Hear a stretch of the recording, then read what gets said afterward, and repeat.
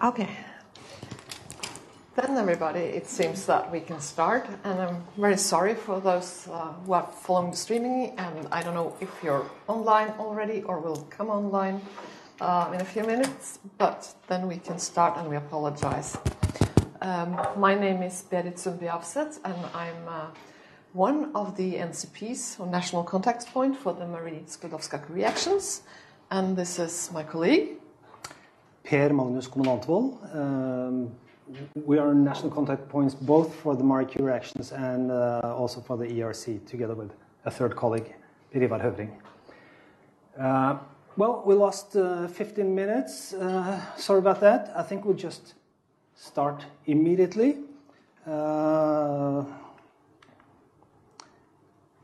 Okay. So, perhaps this is a divine intervention because we have the take-home messages at the beginning, so that those of you who wants to have the take-home messages can get it immediately. Okay. The technical stuff is not with us today, but right. So we'll just start out with some what we look upon as important messages when it comes to writing a proposal for the Marie Skłodowska Curie Actions individual fellowships. And perhaps first of all, you have to remember that this is not a research proposal as such. This is about funding training of young researchers doing excellent science. And you will see it in the award criteria later on. It's also a fact that your CV doesn't have to be perfect. A lot of people are saying that I'm not going to apply for the Marie Curie Actions because my CV has this hole or this hole. But you know, you can use the training in the fellowship period in order to improve your CV.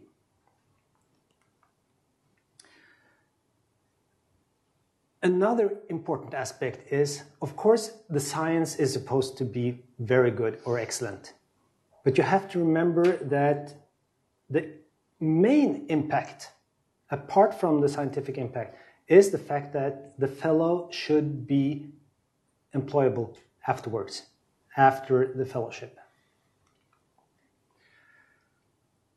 In order to inform yourself about how to apply, well, you should participate in meetings like this. You should speak to your national contact points.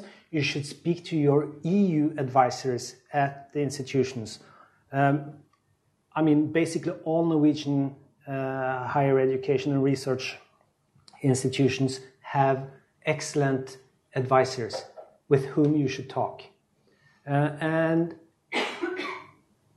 before you talk to them, you should download the Guide for Applicants, which is a document that informs you about all the aspects of the individual fellowships. And this is a document that has been, you know, chewed upon during the last 10, 15 years, and it's getting better and better.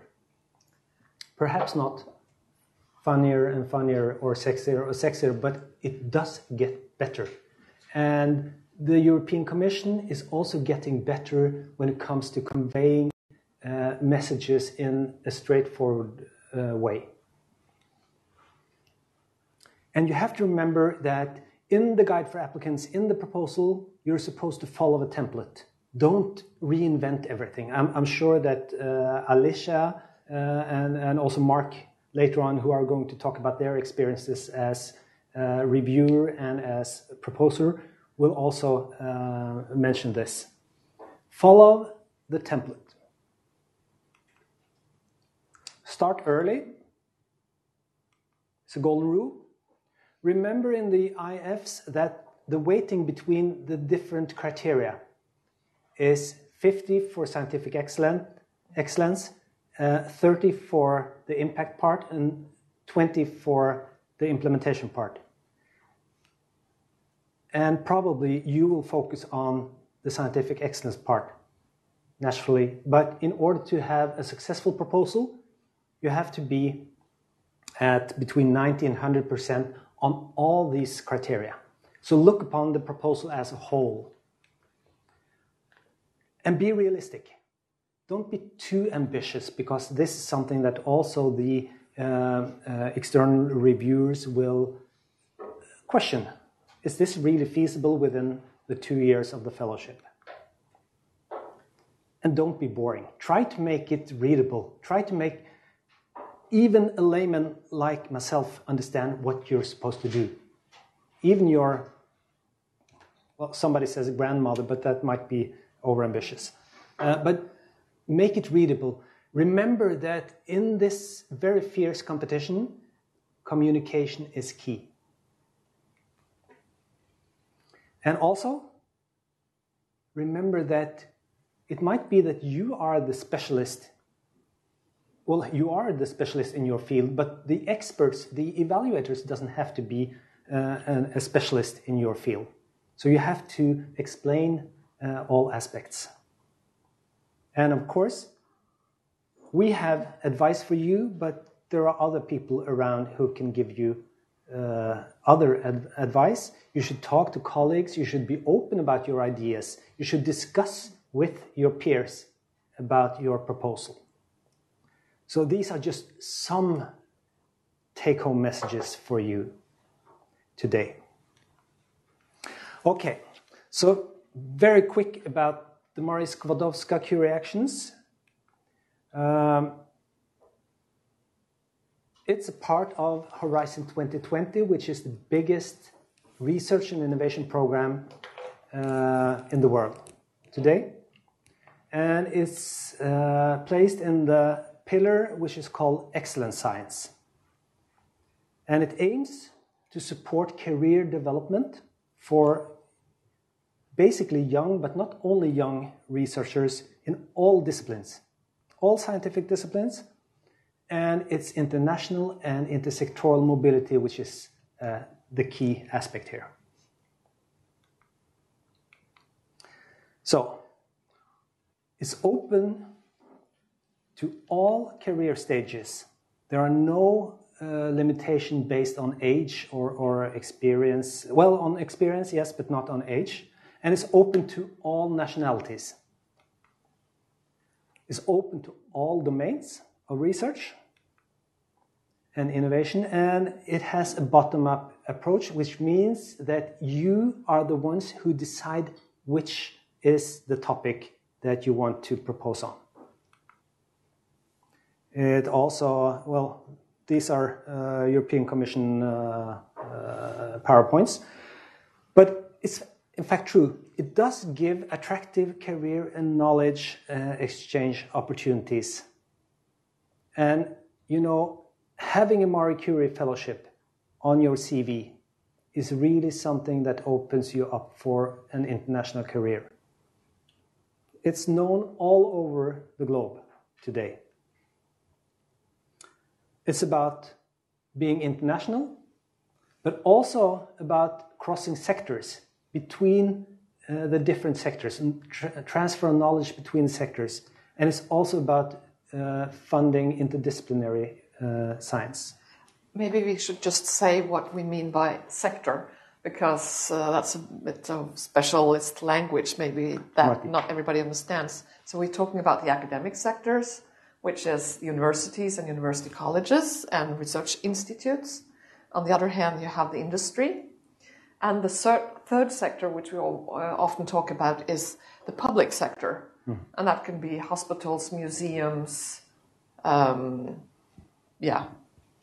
public institutions. I mean, it depends on your... Governmental institutions and so on. Yeah.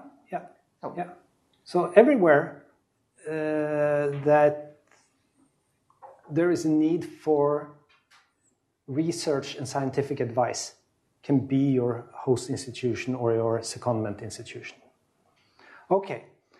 Marie Curie Actions is about the enhancement of your skills. And this is not just about scientific skills. It's about skills that you can use in your work later on, whether you stay within the academic research or you go elsewhere. And we know that most of those who take a PhD these days, they end up outside of the academic world. So training in skills which are necessary outside of the academic world is also very good to include in your proposal. Yeah, and promotion of attractive working and employment conditions, which is perhaps something that we take for granted in Norway, but this is not the case elsewhere in Europe or the world. So, as you can see, these are good times for applying for funding from the Marie Curie Actions, because during the last 3 years of the Horizon 2020, the budgets are rising to new heights. Let's just hope it will continue to rise after 2021. Okay.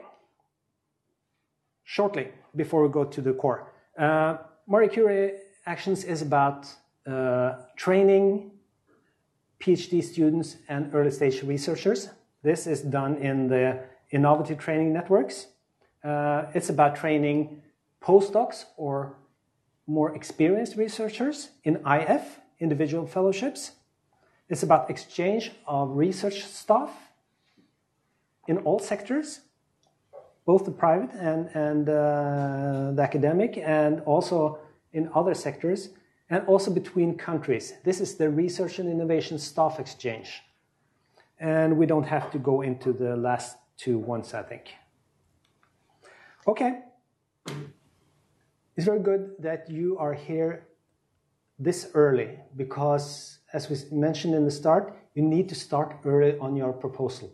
You might say it's only 10-page proposal, but it does take time, you know, to make this nice and eventually to polish the diamond so that this is something that the evaluators really would like to fund. So the call was opened on the 12th of April, and it will close at 5 o'clock sharp on the 12th of September. And the budget is 273 million euros. I don't think we need to go into detail about this. You can read it and you can ask us questions both now and afterwards if you have questions regarding this. But there are some new features in the work program for 2018 to 20. So, you have to stop me when you want to. Yeah. So, the individual fellowships, they are about realizing the potential of researchers who are at the level which is called experienced. I think we have the definition a little bit later on. And it's about enhancing your career development. So this is something that you do in order to have a better development in your career. And in both the academic and the non-academic sector. Just so that you know it, the Marie Curie Actions, they operate only with two sectors, the academic or the non-academic. And the academic, I mean, you know which one that is, but the non-academic is everyone else doing research or research-related activities. So it's about letting the fellows having an opportunity to acquire new knowledge, to work on research, training through research, within Europe or outside of Europe. And the duration can be between 1 to 2 years. The global fellowships and I believe the Career Restart panel allows for 36 months duration of the fellowship. Yeah, specific panels, we will get back to these.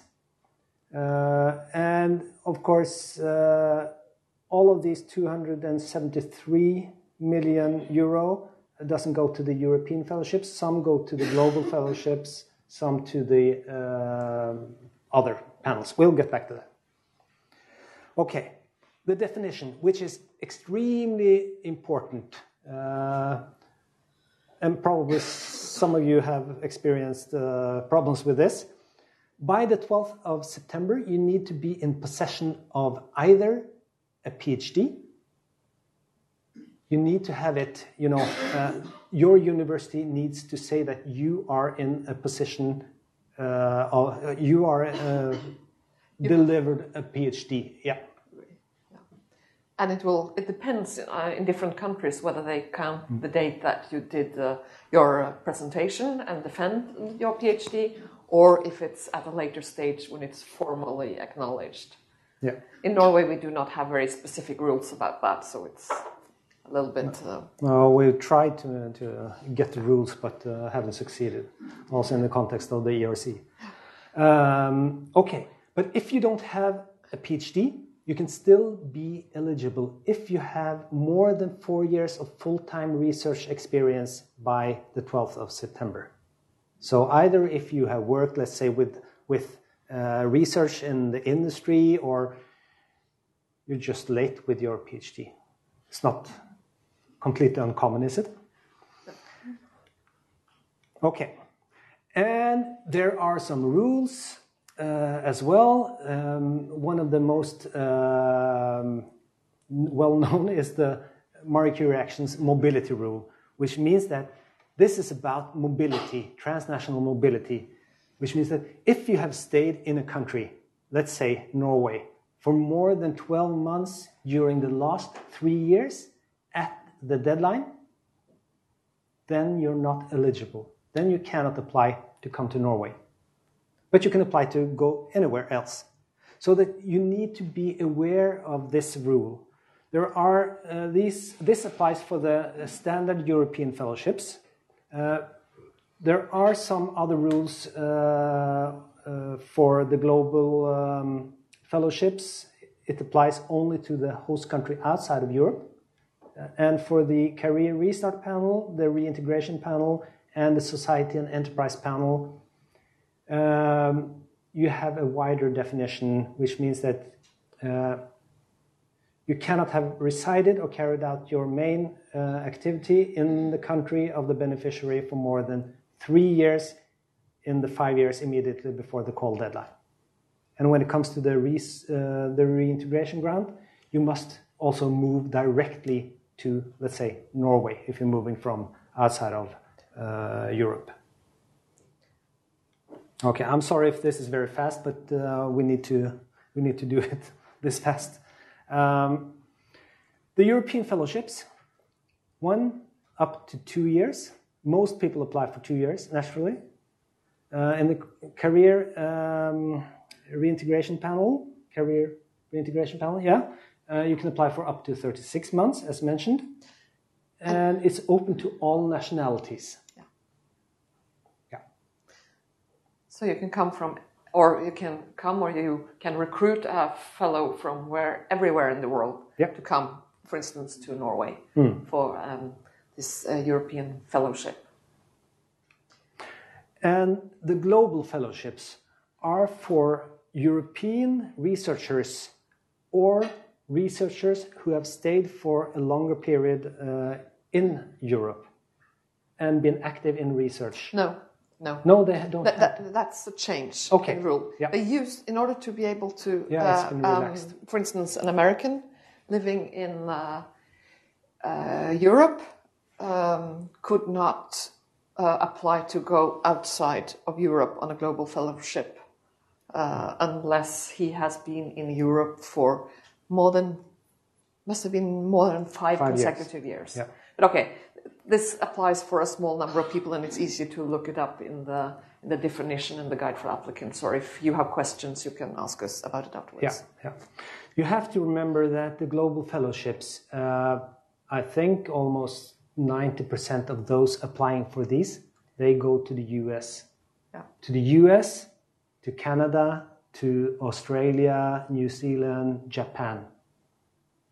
And so that if, let's say, you want to go to a country which is perhaps not very competitive compared to Europe, then you have to have really good reasons to apply and really argue why this is good. The European Fellowships have 4 panels, as mentioned. I think most of this has been mentioned, hasn't it? Yeah, but I don't think we explained it really. No. You just explained the mobility rule. Yeah. Okay, the standard European Fellowships is for, as mentioned, any nationality. You can only have stayed a maximum of 12 months during the last 3 years in the country, let's say in Norway. The Career Restart is a panel which is dedicated to those who have been at least 12 months out of research, a maternal leave or something like that. It also applies to any nationality, and you can also just have stayed a maximum of 36 months in the host country during the previous 5 years. There are a lot of rules, and you really need to look into these to see if you are eligible. The Society and Enterprise panel is something which this is the 3rd year. It's there to allow candidates who go to non-academic sector hosts to compete. Because, I mean, to compete as a host institute, as an SME, compared to a university is kind of tough. So this is a dedicated budget for those who want to stay in a non-academic host. Could be private enterprise, could be public institution. Any nationality, and the same rule when it comes to how long you have stayed in the host country. And the reintegration panel is there to attract researchers who have been outside of Europe for a long time to come to Europe. So it's about reintegrating the diaspora to the EU or associated countries. AC means associated countries. The nationality must be EU or associated associated country nationality. Yeah. And well, if you want to apply to a non-academic host, you can have a look at this. I don't think we'll go into it. It's a 10 million particular budget this year. So now we'll go into the individual fellowship. And the typical activities comprise, of course, mobility. This is key. This is why the EU is funding mobile researchers, in order to have transfer of knowledge within Europe, allowing you as young researchers to be a part of building the European research area.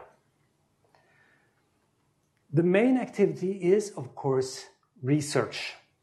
And it's training through research, but also more hands-on activities like learning new techniques, learning infrastructure or facilities and instruments, but also transferable skills when it comes to those skills which are sought after by the employers out there, or which are needed when you do an academic career later on. It can be languages, cultural training, entrepreneurship, intellectual property rights, etc., etc., etc. And you should include these skills training courses in your proposal. You can also, and this is rather new, you can also include secondments, meaning during your fellowship you can go to another host for a period between 3 and 6 months. And this is something that you should do in order to diversify your skills and build a bigger network, and understand what are the needs in another sector, or where can I get more knowledge about this and this area at an academic partner, because it doesn't have to be in another sector. So Up to 3 years if your fellowship is shorter than 18 months. 3 months. 3 months, yes, preferably 3 months. And up to 6 months if it's fellowship between 18 and 24 months. The secondment must take place in the European member states or the associated countries. The associated countries are countries like Norway, Iceland, Switzerland, Israel, Turkey, etc. There is a long list of associated countries. Countries which are associated to the Horizon 2020. The secondments can be single stage or divided into several parts. Okay, you should also take part in the management of your proposal. And it's very important to also have a communication plan, a plan for engaging with the public, the taxpayers, in order to show them what you are doing and why this is of value also for them. And of course, you should also have a plan for the dissemination of your research results and the exploitation of this, if this is the case, it's needed. Yeah. Yeah, okay, this is the slide on secondments. So I don't think we need to say very much more. I think you can say one thing, yeah. And that's about the global fellowships. Because earlier you had to go, if you applied for a global fellowship, you had to go directly to the so-called third country, which would be outside Europe, and start from month 1. But because that might be a problem for some who have not previously been at the host organization in Europe, or have a host institution in Europe, which is another institution than the one they were before, they can now spend 3 months in Europe before they go on this 1 to 2 year secondment or 1 to 2 year period outside Europe. Yeah. Well, it will be a part of the outgoing period, in fact, it says. Yeah. Okay.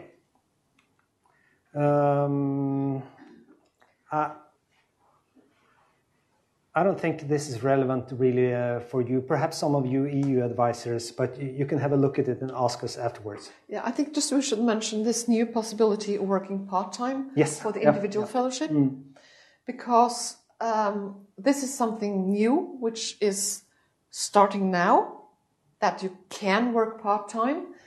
To pursue so-called supplementary activities. If you have a great idea and you want to see if you can start a company from your idea, or if you are involved, I think maybe if you're involved in some other project, it could be possible to work part-time. But this is not something, it should not be mentioned in the proposal that you're writing. This is something that you agree afterwards with the host organization and the EU. Yes. So it's something, and it's something that can be asked for at any time during the project. So if you're halfway through the project and thinks that, okay, if I can reduce the time I work, and the project will then be made longer. Yes. Okay. I think we'll save the questions until afterwards because of the time restraints. Yeah. Okay, this is what Berit mentioned, the global fellowships. Yeah, and then a few words about how to apply. We really recommend that the proposal is really prepared, both the supervisor at the host organization and the fellow together, that they are both involved in writing the good proposal, because the fellows are very often not that experienced in writing the writing applications, and then probably doesn't have that much knowledge about everything at the host institutions. So do it together. Then we're planning to, all information that you really need, you can find on the so-called participant portal. We were planning to go into it, but I think we will skip Yes, that I think because so. we had to start late. Yeah. But there is there's a link, and it's also in the back of the presentation. There's a link to all relevant pages. You will find the guide for applicants there, and all the other information that you need. And it looks a bit complicated, so we have added some circles around where you have to click for funding opportunities. You have to select the Horizon 2020. You select the Marie Skłodowska-Curie actions, and here you will find the call. And we will include some additional slides later for what you will see when you get there. We'll put the slides on We'll send you an email to tell you where we put the slides, and it will be more substantial. Yes. Yeah. And as we already mentioned, the way that this guide for applicants is really something that you should look at. Some people find that, at least when they start, it's a very long document, it's a lot of information, and it's a bit overwhelming. So sometimes people say that it's easier to sort of get an introduction by us, for instance, like in this meeting. But still, when you're starting to write the proposal, you should really look at the guide for applicants, and it will explain a lot of things. And some NCPs in other countries even have made annotated guide for applicants. But this is something that is often kept to the within the national borders. So you can ask your NCP if we are not your NCPs, you can ask them, because there are NCPs in basically all countries in Europe. So we're just going to talk a little bit about the proposal. It consists of two parts. It's the part A, which is sort of a lot of administrative information. And this is electronic forms on the participant portal, which has to be filled out there. And this is also something that you should get help from the host organization to do it. And formally, it is the host organization who is submitting the proposal. They need to say it's okay. And then there's part B, and this is really the project description, and it consists of 2 PDF documents that you upload into the system on the participant portal. And there's a change here for this call. I'll get back to that in a few minutes. 2 documents. Yeah, just to say what is in the part A. It's general information and declaration, including the abstract. And the abstract is really important, that it gives a good view and explanation of your project. It's data on the participants, on the fellows, on the contact emails, and etc. Information on the budget. There's an ethics issue table which you have to fill out. If there are any ethical issues, you will also have to write something about it in the project description. But there are guidelines. There's a special guidelines for the ethical form, how to fill it out. And there is also a section for call-specific questions. And one thing, a lot of people are resubmitting their proposal. What you have to do then is, in table A, there's a box which you have to tick to say that this is resubmission, because the people who are evaluating need to know at some stage when they have finished the evaluation. But in the project description, in the part B, you should not make any reference to the outcome of the previous evaluations. Either if it's exactly the same proposal or if it's a similar one. And if you write something about it, the experts are instructed not to consider it. But okay, they will know. So in part A, tick the resubmission box and give the number of the proposal. But no, that's all. There's something which is called, scientific areas, or sometimes called panels. There are 8 of them: chemistry, social science and humanities, economic science, information science and engineering, environment and geosciences, life sciences, mathematics, and physics. And you have to choose one of them where your where your proposal fits. In addition to that, and this is something that you do in the Form A, you have to choose minimum 3 so-called descriptors in order of importance. It's optional to add 2 more descriptions. And in the guide for applicants, you will find a long list in Annex 4 of all the descriptors that you can use. And there is also a place where you can put something, free format description of a proposal.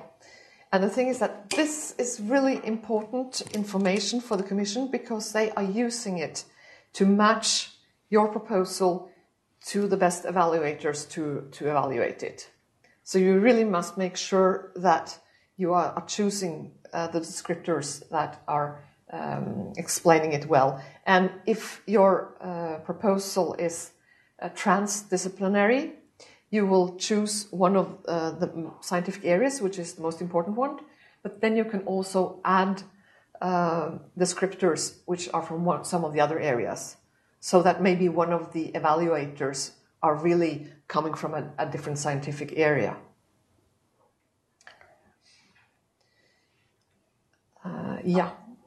And here comes what's changed from last year in the Part B1 structure, because it used to be 13 pages with a specific a start page, a table of contents, and a list of participating organizations.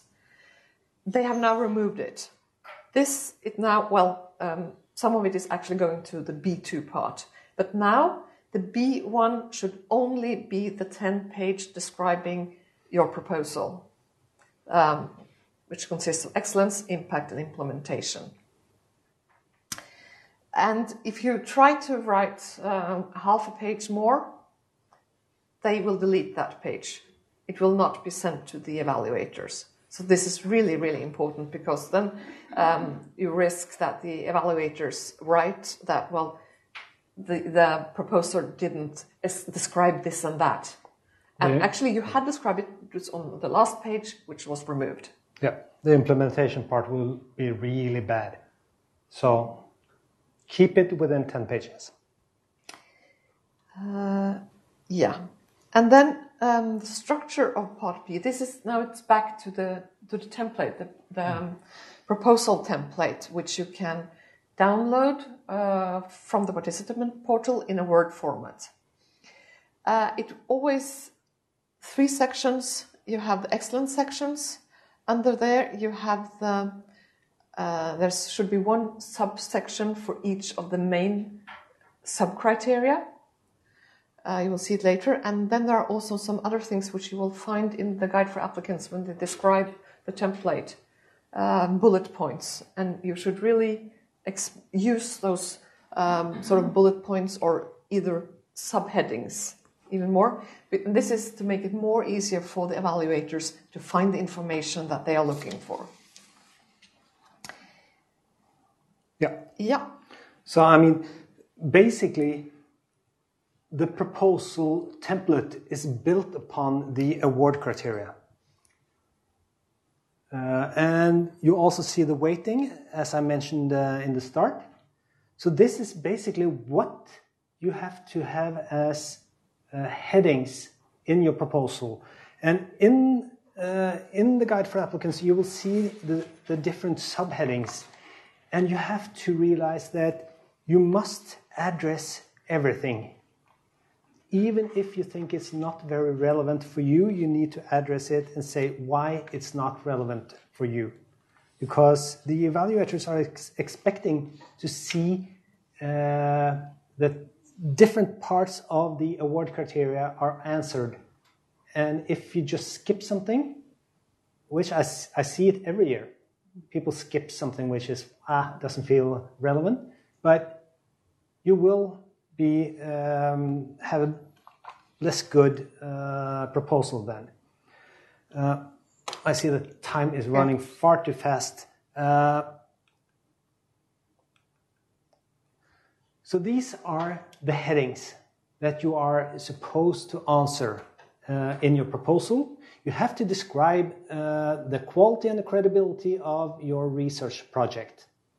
The level of novelty, I mean, what is new in what you do. Inter or multidisciplinary aspects and gender aspects.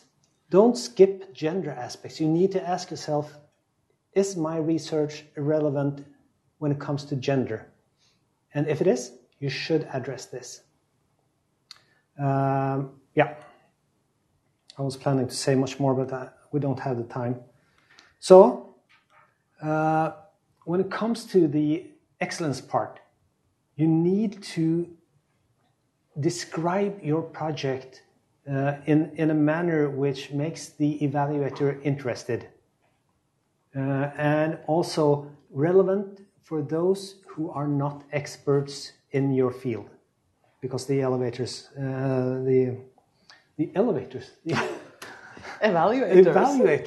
doesn't have to be experts in your fields.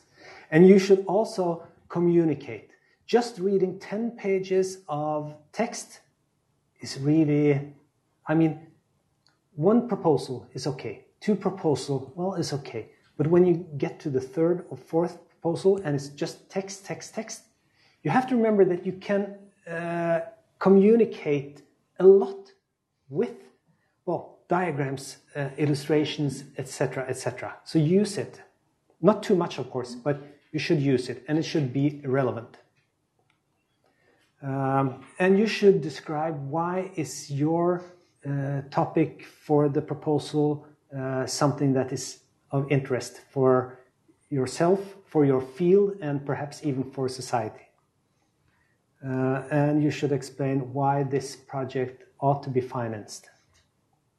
And of course, what is extremely important is that there is a match between your project, you as a fellow, and the host group and the supervisor. It's very important.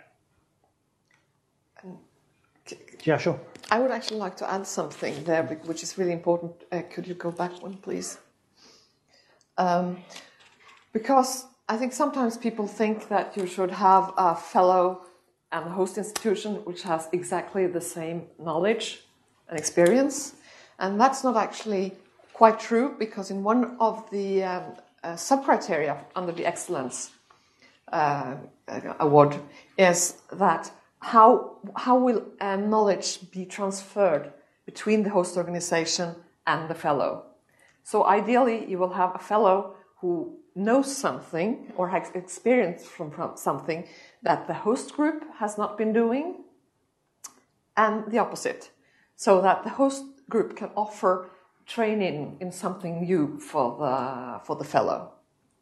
So that's really a good match, because then the fellow, that's a way of increasing the so-called employability or the expertise of the fellow, that he or she really learns something new, which is useful later. Yeah.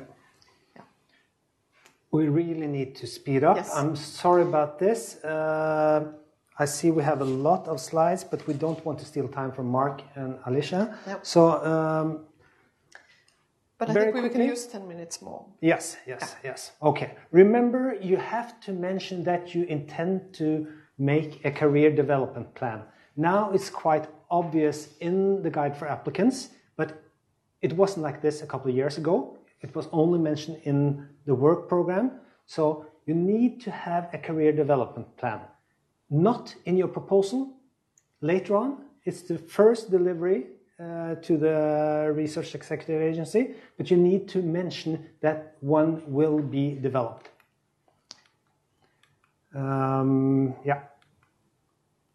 Okay.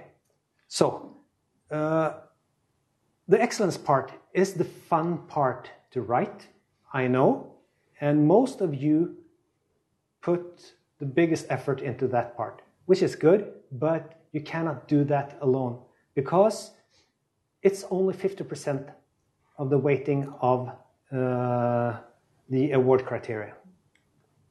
So you also need to focus on impact and on implementation. And when it comes to impact, the Marie Curie Actions looks at impact at 3 different levels. And that's at the researcher level. This is about you as a fellow. Will this lead you to become a better researcher and become more employable in the future? It's also about at the organizational level, at the institutional level. How will this fellow and this project help create new networks, new collaborative lines across Europe or across institutions and oceans, really?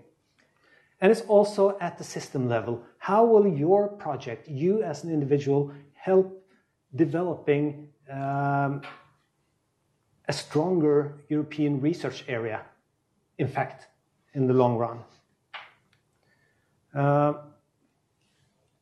You also have to have, as mentioned, a dissemination and exploitation plan. Really important. This is something very many people skip. And you need to have a communication and public engagement plan. I mean, you can have plans in your proposal because a plan implies that this is something that you have thought about.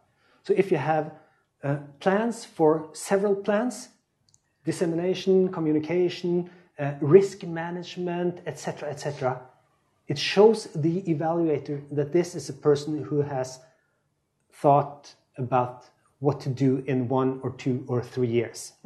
And just one thing, because some people are a little bit uncertain about what is dissemination, what is communication. Isn't that the same? But on some of those links at the bottom of the page, you will find documents which describes what is dissemination and what is communication, and so on. So you can help.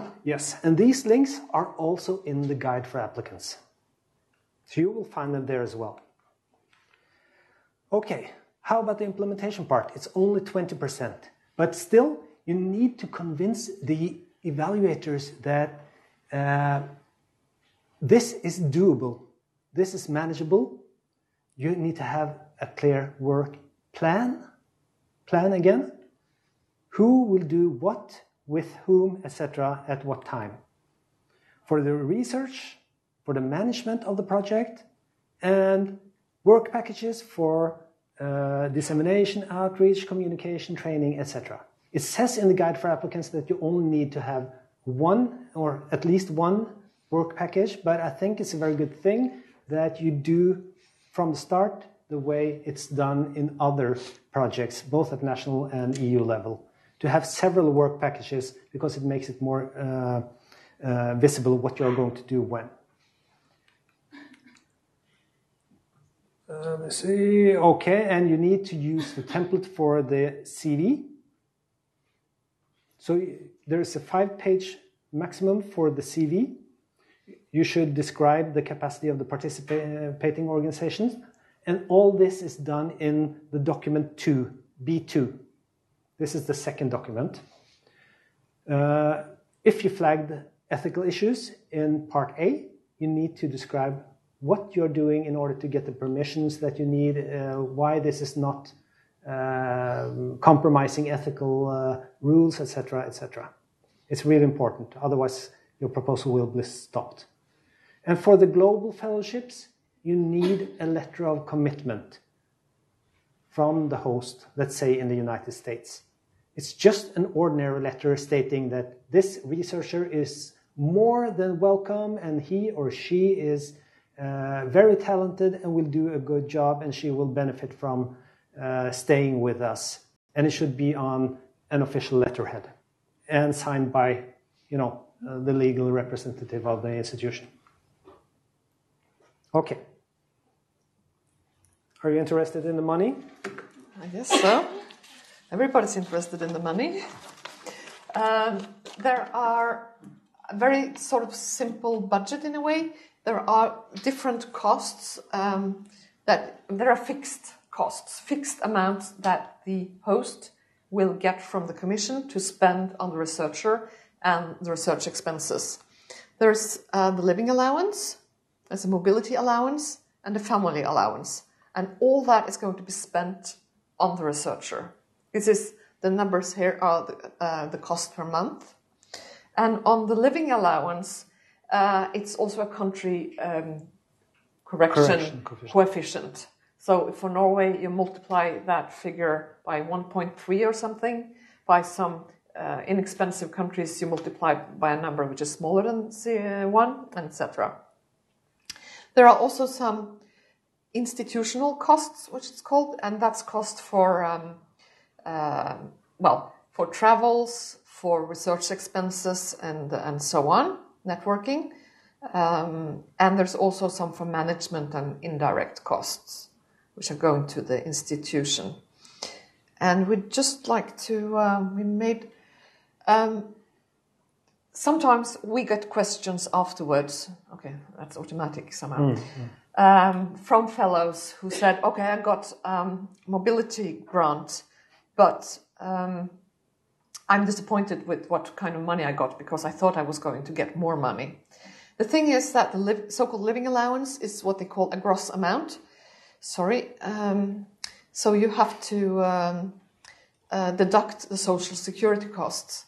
And we try to the right, we try to illustrate in a way how much is going. Really sorry, I thought I fixed it. But, okay, so you can look at it later maybe. Well, but it will be significantly lower than just the full amount that you see as living allowance, because these are costs which you have to deduct. But one thing, if you are a fellow or applying, you should ask the host organization, what will I get, so that you know beforehand. And also, if you are attracting fellows who are coming to your organization, it could be just a good idea to tell them what they can expect to be paid. Yeah. Because then it's just open on the table and it's sort of, you avoid any sort of things afterwards. Yeah, most Norwegian institutions just pay the ordinary postdoc salary. So it's quite quite easy. I think we can do this very fast. Yep. The call has opened, the deadline you already mentioned. The evaluation will go on between October and December this autumn. And the outcome, the information will be given to the fellows, in the beginning of February. We expect that. And then they will sign the contract. The host will do that. And possible start is, you can expect that you can start between 1st of March 2019 and until the 1st of September 2020. If you have to have very good reasons, I think, if you're going to delay it any longer than until after that. Just we have a figure showing the success rate, and it really shows that most people are applying and are successful the first year after their PhD degree, and then it slows down. But there are some really old or mature people who have received a Marie Curie fellowship. This table is starting from the year that the person's got their PhD. So basically it's mostly directed towards younger researchers in the start of their career. Those who are more mature and want to change their line of research, etc., can also apply. So it's not eliminating the option. We have some results from the Norwegian applications for the last year. Those of you in the room can find more information on the leaflet that we put out there, but there's also a link to it on our webpage for those. And this is the funding range in 2017. You can only really see the green, what's green, and under it's something. But this is information which shows what kind of score you needed to be funded in the various panels. Yeah. This information is also... So you needed a score of 91.5, for example, in the career reintegration panel last year. And this is the way it is. So you see the Society and Enterprise panel, there you needed a score of 84. So it's I mean, in a way easier to get. But in general, the score needs to be at 90 or above. Okay, so you are going to say something about what was new in the, or maybe... Okay, very quickly. The European Commission is introducing something called Widening Fellowships. It's not really a part of the Marie Curie actions, but and it doesn't take the budget from the Marie Curie actions, but it's evaluated and it's identical in its form, which means that I mean, you can opt out. You can tick and opt out. I'm not going to be evaluated for widening fellowships. I mean, for most of the countries, it's not relevant, but this is just an opportunity to get more qualified people going to the newer member states and associated countries in Europe. And it's really only relevant if you're applying with a host institution in one of these countries, in the so-called widening countries. Yeah. So this is not extra money for people coming to Norway. No. Norway is not a part of it. No, this is for going to these countries. And it might not be any of you in the room, but there might be someone who's looking at the stream who is thinking of 2 years in Montenegro, by the beach, preferably. Okay. So just a little bit more information, you can read about it. It's not really relevant to all of you. Some general advice, I think you can read these when you get the presentations. Or do you want to? No, but it's generally a repetition in different words of what we said at the beginning, the take-home messages. Yeah. So. We'd like to mention this one because there are not very many Norwegians who are going out of Norway on a mobility, on a Marie Curie individual fellowship. And to sort of remedy that a little bit, we have some top-up financing for outgoing Marie Curie fellows, people going out from Norway. And this is really to stimulate those who have not been abroad before.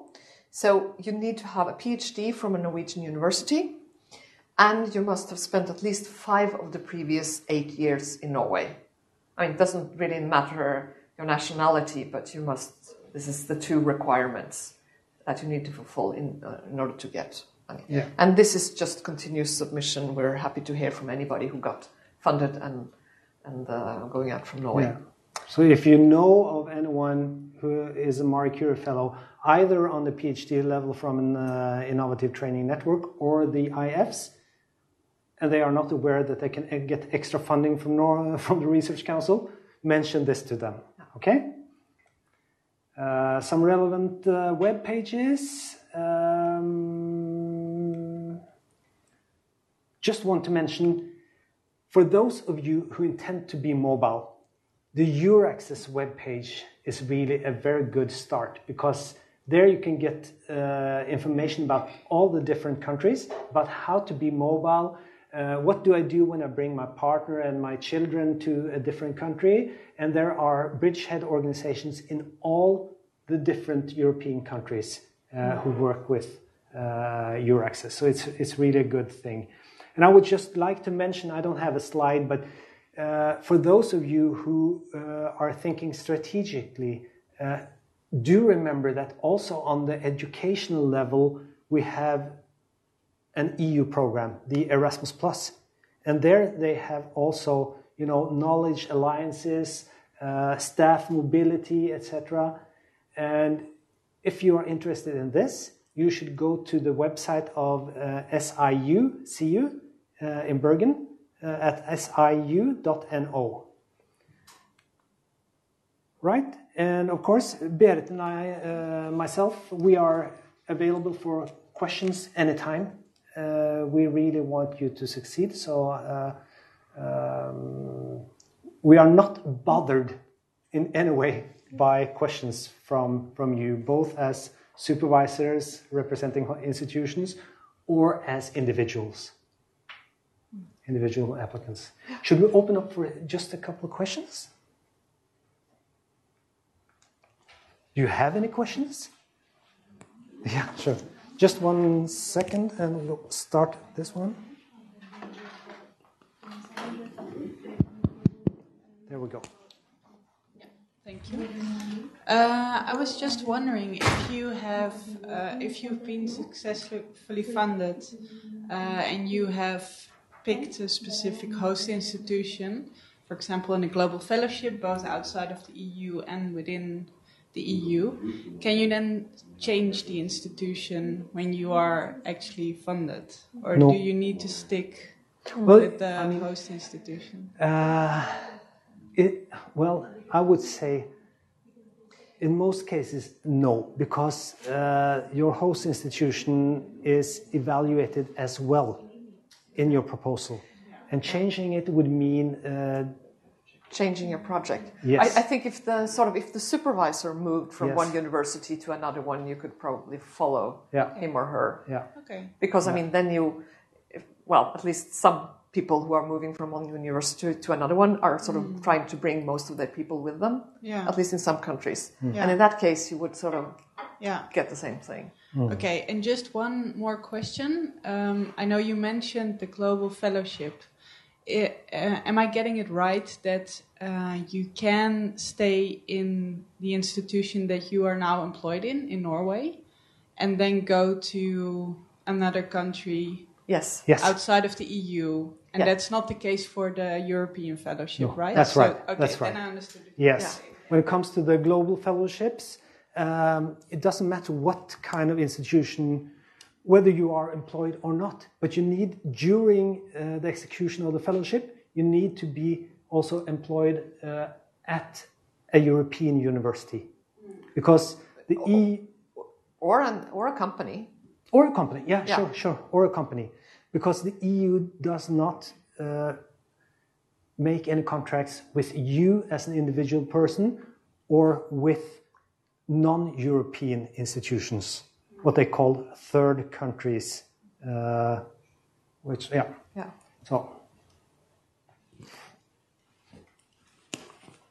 So I have been here for almost a year, but it's like I submitted my thesis in India and I moved here with my husband. But I have just got my degree, so when I will be applying for the fellowship, it will be over 1 year. But it's not like I'm doing any job here right now because I have just finished my PhD. Last week I have got my degree. So will I be eligible to apply for it? I don't think so. No, I don't think so. I don't think so, because it says that you cannot have stayed having your main activity in Norway. Yes. So my main activity was not in Norway. I submitted my thesis in India, and there is a time they take to evaluate and give you the degree. Yeah. So for the time I have been here, so it has been almost a year, but not a year yet. But when I submit the application, it will be 1 year. So will it be a problem? I think so, but because we are not completely sure, we can sit down with you afterwards and just look at this. Yeah. Because no point in applying if you're not. No. Okay. My question is, I have stayed here for almost 1 year. May I qualify to apply with a host institution, which is located in United Kingdom? In the United Kingdom? Yeah. Yeah. Sure. In UK is not part of the EU. Yes, it is. Yes. Yes, I think so. That's the problem. Well, you're thinking about Brexit. Yeah. Well, it's really a problem. And for now, you can apply. And I think that the UK government has said that in case Brexit is implemented during a contract, they will take the responsibility for the rest of the execution. So what you should do is really, you should read the web pages of UCRO. No, I don't. The UK research organization for the universities. I can give you the address afterwards. Yeah. Yeah, because UK is a mouthful these days, I'm afraid. Yes. Okay. Then I think we should go on. Yeah, because those of you who are here, we can talk afterwards, but in order not to steal more time from Alicia and Mark, we stop it here. Yeah. I think for those who are here, we'll start with Alicia, I think. Yes. So, but if anybody wants any more food, because they will take it away. So if anybody wants any more food, then just go and grab it. But we will start in 2 minutes.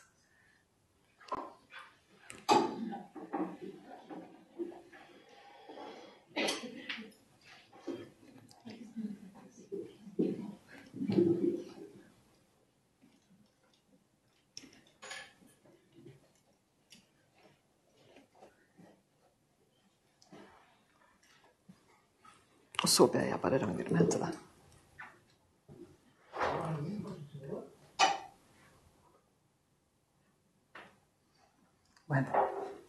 Ja.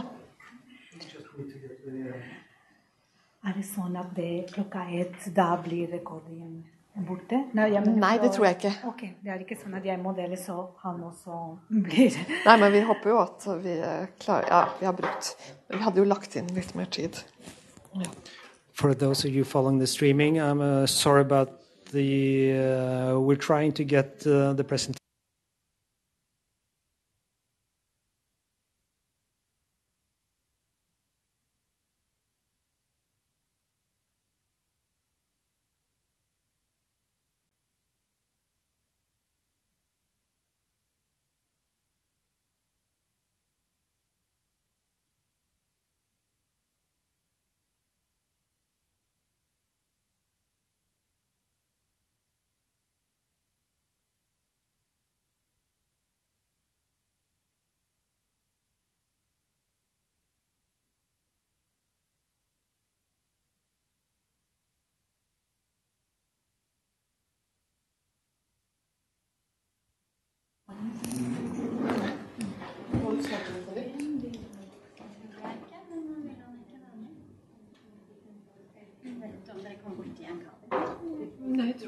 Things are...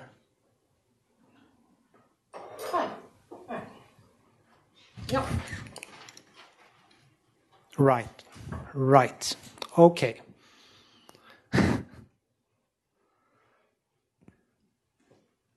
It's not easy with this, all these techniques, and I know it's going to be just more difficult.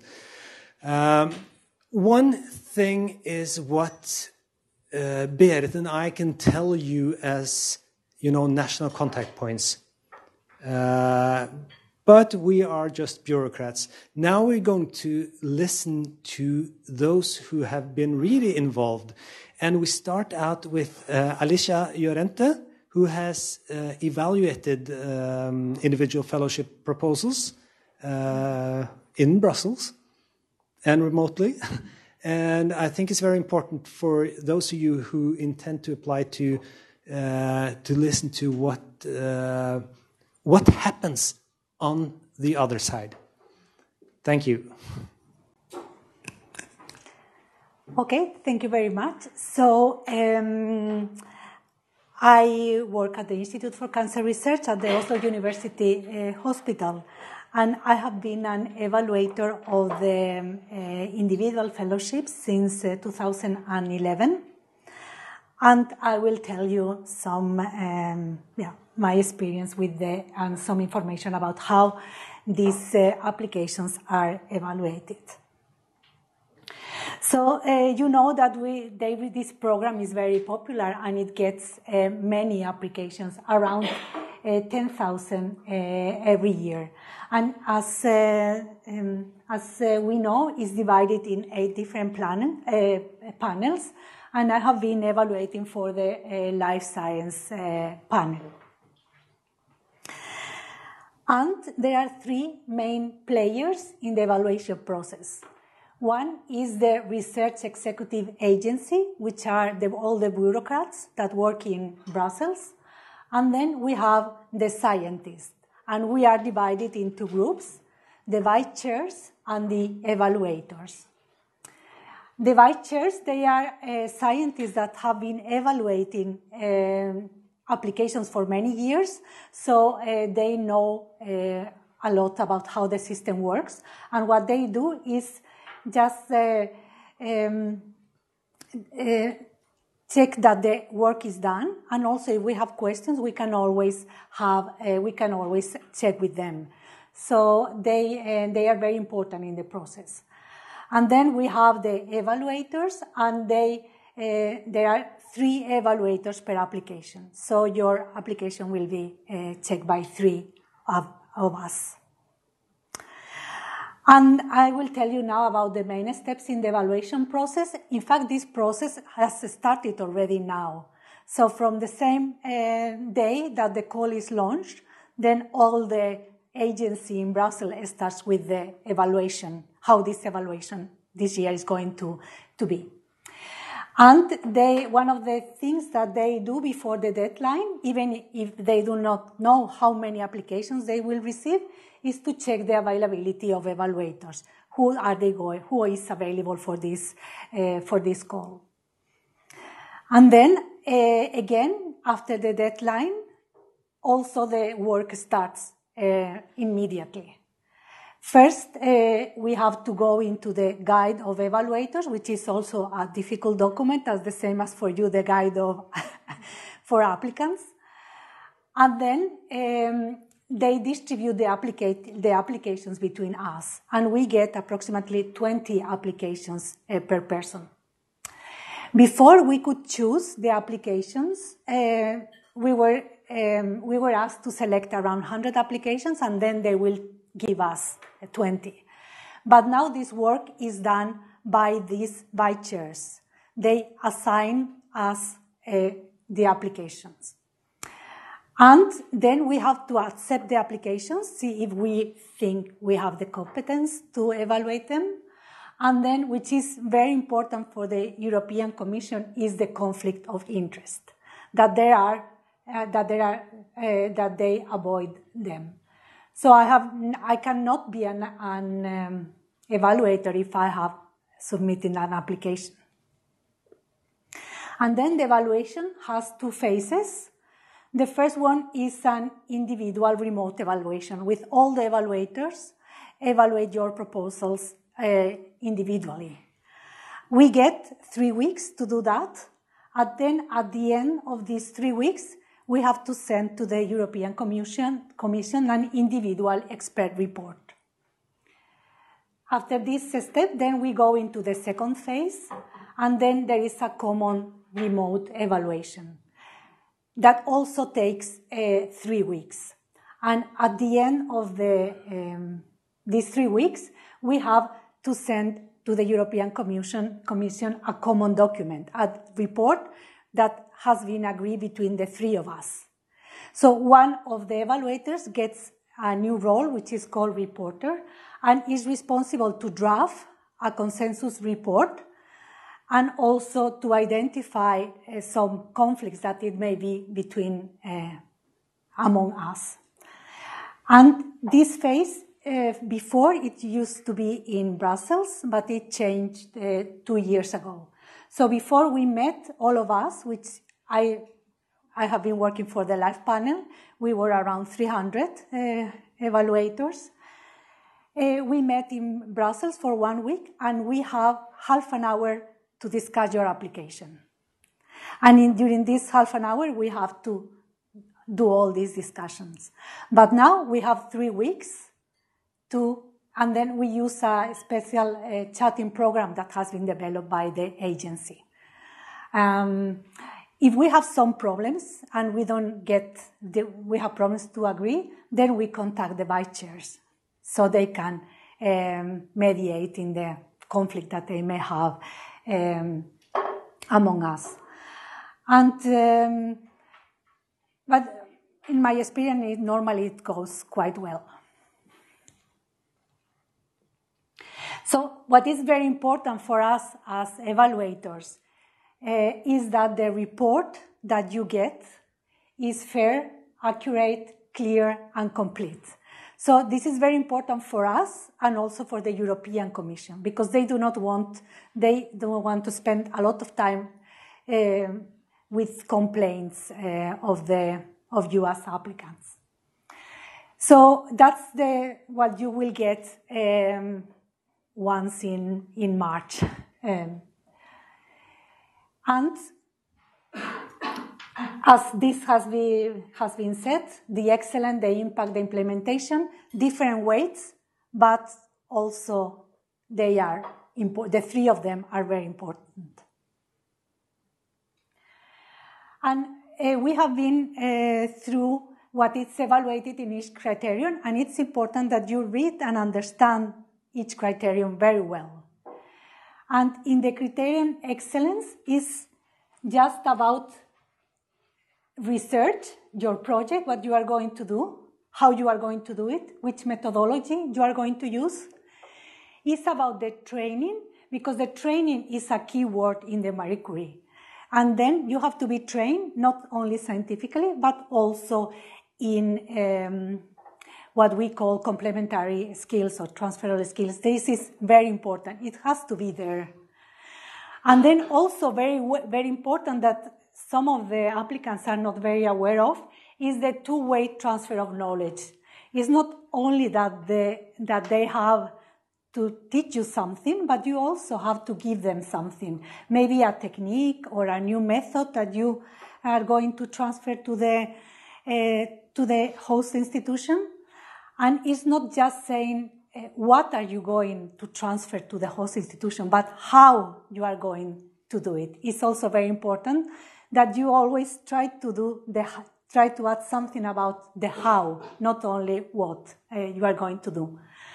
And then the fourth point is just about the supervision of your supervisor, which is also very important here, since he will be responsible for your training to a large extent.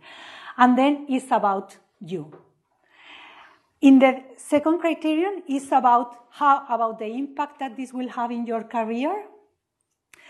And then communication and exploitation. And this is a very important part of the application that you have. It needs more than half a page to describe this part. And then the third part is about the implementation, work plan, tasks and resources, management structures, and infrastructure. So we follow all these points. So that's what you have to write, because that's what we are looking for. And if this information is in the right place, it's much better than I found it here, because then, these are long applications. And then you will get something between 0 and 5, where 5 is the excellent. And they ask us to do is just to make a list with the strengths of your project and the weaknesses that we see for each of these criteria. And so you cannot expect that the evaluators will tell you about your application, or this applicant wants to study this new protein, or we are not supposed to do that, and you will not find it in your reports. Or we will never mention your name, your university, your sex, or your age. So we get very strict rules for that. And then we will not express judgment of we think this is a great proposal. We will never wrote that. Or we give you advice. Maybe it's better that you use this method instead of that. So this is not our job, and the European Commission has very strict rules about the language that we have to use. So even if you think that maybe the report doesn't look very personal, in fact, it contains important information, but in an impersonal way. And also sometimes we have questions because we are not sure how to handle different situations. For example, the secondments. This is something that started 2 years ago, and suddenly last year it was full of secondments everywhere. And then for us it was difficult to judge what to do with these secondments. So in fact, it's not a compulsory part. So if you don't have a secondment in your application, we cannot penalize it. We cannot consider it as a weakness in your application. But it can be considered a strength if it's very related to your application, or if you are going to learn, if it makes sense. It's not just put a secondment just because it looks okay in the application. It has to make sense. The same with the exploitation. It can be a strength if you can, if there is a possible commercial exploitation, but we cannot penalize for not having one. So, but even if it doesn't have one, I think it's okay that just mention in your application that my project at this point is too basic to have a possible commercial exploitation, but I may reconsider during the project development. And then this is how a report could look like in the Criterion one, which is about the quality. And as we have seen many times, this is these four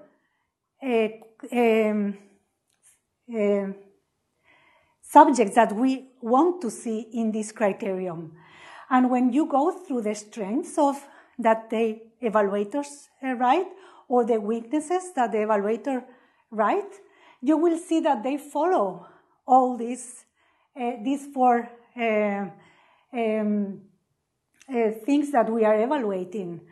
So the first here, they will go about your research, then they will evaluate the training, the supervisor, and then you. And that's the things that they will, so they will start to check all the things and see if it's a strength or if it's a weakness. So for example, in this potential application or this report, the weaknesses is that the complementary skills is insufficiently described. So it will be considered a weakness, this, if you don't have a good training in complementary skills. Or if you don't say, you don't describe why well, or you don't have plans for transfer of knowledge, it will be considered a weakness if it's not there. Or in this case, particular case, it's also a small problem with you. As you have good publications in the past, but you have not any publication during the last 3 or 4 years. It can be considered a weakness. So follow the criteria that we are evaluating in each criterion, and try to see if the evaluators will see it as a strength or as a weakness. And then, if you don't get the grant the first time and want to resubmit, read carefully the evaluator's comments. This is as I said, in person it seems impersonal, but there is a lot of information there. And in fact, once we submit, the three of us, the three evaluators, agree on a consensus report, then if this is a resubmission, we will get an email from the vice chair, and they will send us the report from the last year.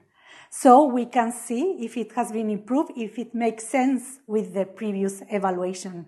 And what I see many times is that they get a higher score, and that they have followed the advice of the report. So this, I see it very often. I don't see that the people just resubmit without changing anything. And then just when writing your applications, read the guidelines and follow them. We get advice of not to read. If there are more than 10 pages, we will get strict rules of not reading that. It's not that they do not check, they check this. And also understand each criterion, and also understand the individual fellowship programs. Training is very important. I think that the evaluator may not be an expert on your field, but my impression from the live panel is that they are good scientists that have experience and that they know what they are doing. So this I think is good. And then present both you and yourself very well. And not only the number of publications, but if you're supervisor, you can tell how many students he has supervised, how many collaborators he has. If he has obtained previously international projects. So it's not only about the number of publications, but also all many things around. And the same about you. Publications, you don't need the top publications, but you can tell if you have experience with teaching, if you have supervised other fellows in the lab, if you have write a review. All this is also important information that they will consider as a positive thing. And also be realistic. Don't put many things that you will not be able to do. But if you put them, you can tell them, okay, this may be too much, but this person will help me with that. And this other person will help me with other things. So they know that you are not all alone in this huge project with so many work packages, but that you will get a technician from the lab to tell you, to help you with this part. And also if you are going, that's someone that you will be teaching something to help you with this work package. And also very important to dissemination and communication is 30%, but this 30% is very important. So you have to be aware that it has to be there. And be creative in the dissemination and communication part. Find ways to reach out. I see many applications. I work with on cancer. I see many applications that they write a beautiful first part of excellence with many signaling pathways, very exciting experiments. And then when they come to the communication, they say, the cancer patients are never mentioned. They just mention, we will go to schools, we will go to the radio, and then nothing addressed to the cancer patients. So try to see who can be interested in your research. And I also see that all these digital media and all these things, they are coming more and more. That always many have these Twitter, blogs, you name it. Sometimes it's overwhelming. That is difficult to believe that they will have time in, but at least they know that they have, this is a possibility. Better than if you say, I will just go to this conference and write this paper. And if you write also the type of papers that you are going to publish, or that where your research can be published, or the conferences that you are planning to attend, this is also something that many people write. So some applications, they have details everywhere. They just tell you exactly what we know that in real life research doesn't work like this, but they have very good plans. So be creative, find ways to disseminate and communicate, and tell us how you are going to do it. And also, again, the implementation, very important. And here, the risk management is also key. Don't forget the risk management, the risk that your project has, and how you are going to handle them. And then, again, the final thing, when writing your application, ask for help. As you know, your supervisor is always busy, and what they is busy is writing things. And one of the most important things are the grant proposals. So ask your supervisor, or now the Research Council also provides support, because they can help you. So I don't think you have to feel that this is my project, I am all alone here. Just share your application and get feedback. I think it can help you very much, and it's important. And finally, you can be an evaluator for the European Commission too. In fact, I became an evaluation after this was mentioned in a meeting of the Research Council 10 years ago. And the only thing that the start is just to register in the expert database. And then eventually they will contact you in someday. But if you are not there, they will not contact you. And I think it's very fun to be an evaluator. In fact, the first year I say no more. But then after some months, and I was asked again, then I said, okay, maybe, because then I learned so much the first year that I thought, okay, I want to use this knowledge again, and so. But it's also quite a lot of work for the evaluators to go through all the applications. But I think they do a good job. I think you have to be. Your applications, they are treated properly. That's at least in the live panel, in my experience from the live panel. So thank you and good luck with the applications. Thank you. Thank you. I need to stand here, I think. Thank you, Alicia.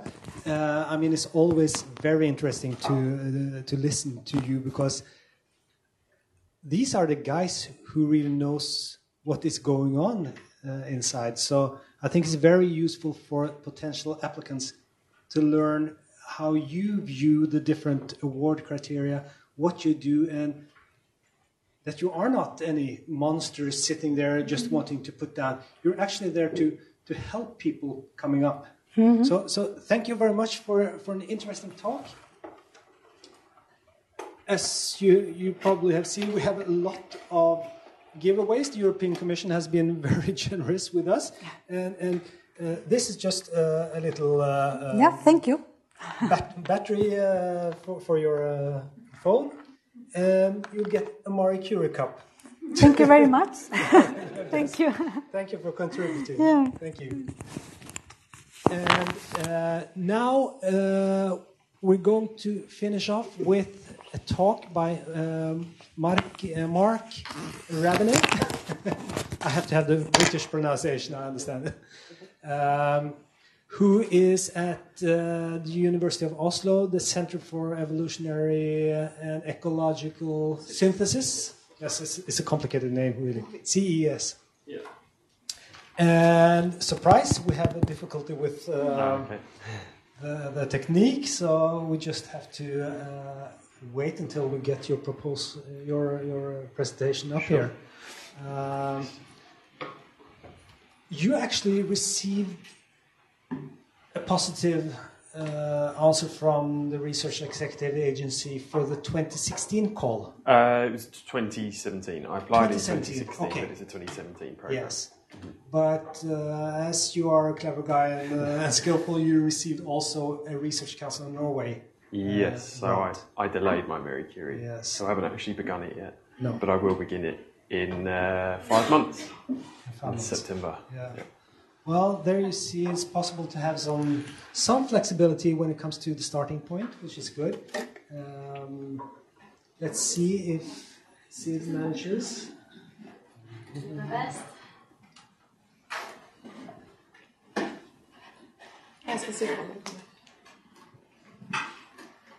Do you want this? Yeah, that'll be useful. It's gone to the end. There we go. Just remember that. Yeah, I should stay here. Yes. I saw it on the screen. And for those of you who are following the streaming, we see that the quality is quite edgy. So we're sorry about that. We will make the presentations available for you from our website, and we will send the link to all of those present today, those who have registered. And if there are anyone who is not registered and still wants to have access to the presentations, this is possible by sending us an email. My email is pmk@rcn.no. Right. No, not working. Not yet. I'm so sorry.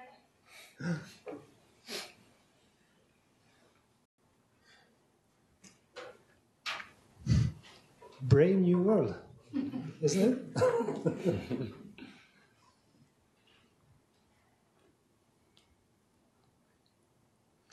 This is what you guys who are looking at the stream get for not coming to Oslo today. Sorry about that.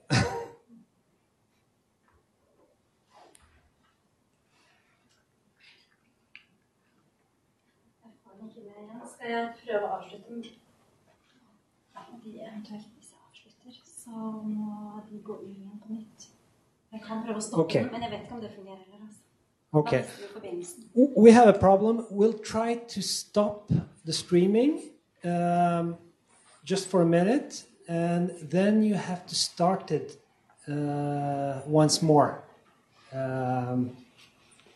But we're not really sure if it works. I hope it works. This is the problem with these systems. They are by no means foolproof.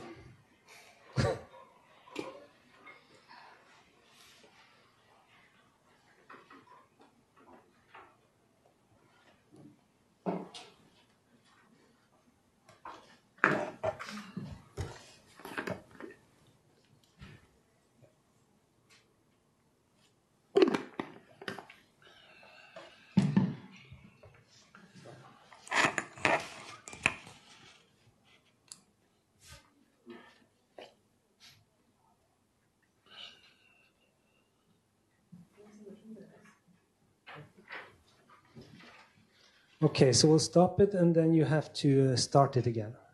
Unfortunately.